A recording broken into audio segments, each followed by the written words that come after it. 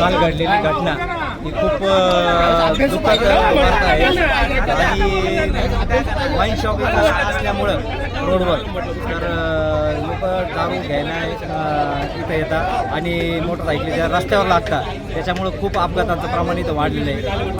त्याचबरोबर आपलं शेतकी विभाग असेल, ओपन स्पेस असेल तर प्रत्येक मोकळ्या जागेवर हे दारूच्या बाटल्या घेऊन तिथे दारू पिते प्यायला बसतात। त्याच्यानंतर तिथंच काचांचा खच पडलेला असतो।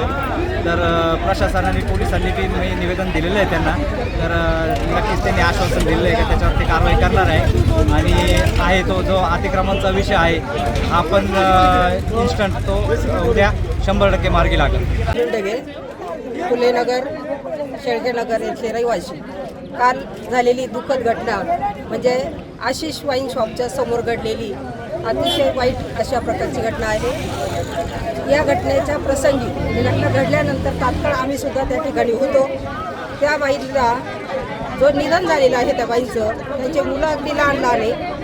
त्याच्यात सगळ्यात महत्त्वाचं कारण जे आहे किंवा जी घटना घडलेली आहे त्या घटनेचं महत्त्वाचं कारण आहे इथे असणारं वाईन शॉप आणि इथे असणाऱ्या त्याच्या समोरच्या अतिक्रमणातल्या टपऱ्या की त्या रोडवर जाताना रोडच्या साईडने जाता यावं याच्यासाठी कुठल्याही प्रकारची मोकळी जागा राहिलेली नाही आहे।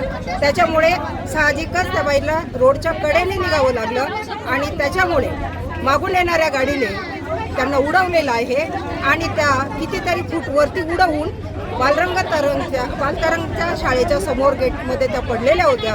आम्ही त्या स्थितीत त्यांना पाहिलं, त्यांना उचलायचा प्रयत्न केला, त्यांना आम्ही ॲम्ब्युलन्स बोलावून पुढेही पाठवलं, पण त्याच्या आतच त्यांचा जीव त्या ठिकाणी गेलेला होता। ही आम्ही स्वतः समक्ष पाहिलेली आणि केलेली घटना आहे।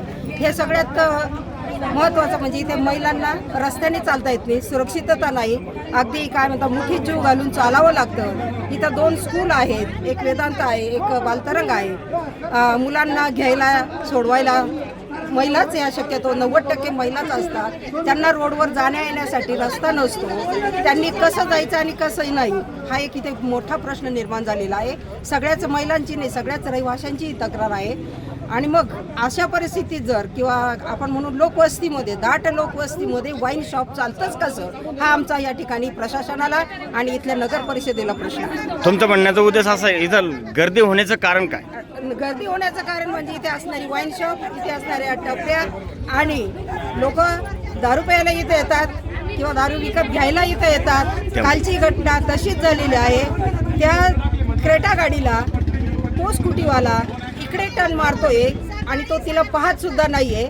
तो क्रेटावाला तिला वाचवायला जातो त्या स्कूटीला, ती स्कूटी त्याच्या गाडीत अटकते, तो पडतोय, तो त्याला वाचवण्याचा प्रयत्न करता करता क्रेटावाला इकडे त्या बाईला उडवून निघून जातोय। हे कारण काय आहे की इथे बाईला रस्त्याने चालताच येत नाही, जागाच नाही, म्हणून हे सगळं घडलंय। महिलांची सुरक्षितता हा सगळ्यात महत्त्वाचा इथे ऐरणीचा प्रश्न आहे, पण याच्याकडे सर्वांचं दुर्लक्ष आहे।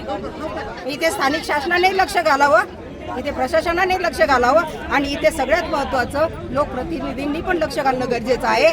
जे असेल ते असेल, तुम्ही तिकडे काय करत आम्हाला त्याच्याशी घेणं नाही, पण इथे आज आम्हाला रहिवासी म्हणून नागरिक म्हणून आमचा न्याय आम्हाला मिळालेला पाहिजे। काल त्या बाईंचं निधन झालेलं आहे, त्यांची मुलं इतकी लहान आहेत की आपल्याला त्यांच्याकडे पाहत नाहीये। आज त्यांना न्याय कसा मिळणार हा एक तर महत्त्वाचा प्रश्न आहे। हे वाईन शॉपवाले, प्रशासनावाले किंवा शासनावाले हे त्यांना न्याय मिळवून देणार आहेत का हा पण आमच्या सगळ्या महिलांचा प्रश्न आहे। 24/2/2026 रोजी आपला हा चांदवड निफाड रोड आहे। इथं एक भगिनी आपल्या पायी जात असताना आहे ना एका मोठ्या गाडीवाल्याने त्याला उडवलं आणि त्याच्यामध्ये त्याचाच प्राण झालेले आहे। तर विषय आम्ही CCTVचे फुटेज वगैरे बघितलं तर आम्हाला असं आढळून आलं तर जो गाडीवाला होता तो एका पिणारा व्यक्ती जो रोड क्रॉस करत होता त्याला वाचवण्याच्या नादामध्ये तो अपघात झाला। तुम्ही बघा हे जे आहे हे एका पोलिसाचं आहे, आपल्या इथं स्थानिक पोलीस नाही पण हे पोलिसाचं आहे आणि एक टपरी आहे याच्यामध्ये चकना वगैरे विकला जातोय आणि याच्या त्या साईडने बघाल तर तुम्ही वाईन शॉप आहे। आता बघायला गेलं ना तर रेसिडेन्शियल याच्यामध्ये तुमचं कमर्शियल यूजसाठी नसतं ते, मग नगर परिषदेने परमिशन कसं काय दिली तुमच्या वाईन शॉपला? आता आम्हाला ती तात्काळ बंद केली पाहिजे ही आमची नंबर विनंती। राहिला विषय मुद्दा 2 नंबरचा स्पीड ब्रेकर टाकले गेले पाहिजे, कोणत्याही प्रकारचे स्पीड ब्रेकर आजपर्यंत टाकलेले नाही आहे तिथं। आता PWDचे कोणी अधिकारी होते त्यांनी त्यांचं एक कामवाला पाठवलं गाडीवरचा ड्रायव्हर, तो आम्हाला सांगतोय की हे आमच्या नियमामध्ये नाही आहे। आता PI साहेब आहे, PI साहेब जातीने लक्ष देत आहेत, रोज सकाळ संध्याकाळ ते स्वतः गस्त घालतायत. आपलं त्यांच्याबद्दल काही मत नाहीये. पण बाकीचं जे प्रशासन आहे, आता हे बघा आमचे नगरसेवक बंधू पण हे पण बोलतील. आता नगर परिषदेच्या एरियामधला हा विषय आहे ना, त्यांनी तात्काळ हे दोघं दुकान काढून टाकायला पाहिजे आणि त्यांची NOC तात्काळ इथे कॅन्सल झाली पाहिजे, एवढी आमची मागणी आहे.